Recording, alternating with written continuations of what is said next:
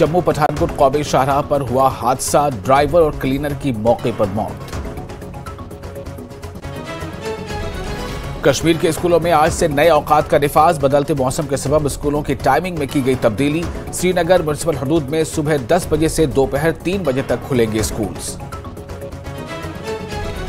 Head constable गुलाम मोहम्मद डार की आखिरी रस्मात की गई अदा, नम आंखों से सोगवारों ने दी शहीद को आखिरी विदाई। बारामूला के विलो करालपुरा में दहशतगर्दाना हमले में हुए थे गुलाम मोहम्मद डार शहीद।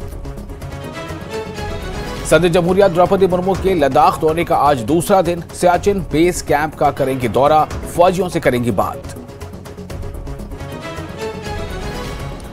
और शौहर की लंबी उम्र के लिए आज करवा चौथ का व्रत। शुमाली हिंदुस्तान में बाजार खरीदारी के लिए मसरूफ शादीशुदा ख्वातीन गुरूब आफ्ताब के बाद खुसूसी पूजा की खास कर रही हैं तैयारियां।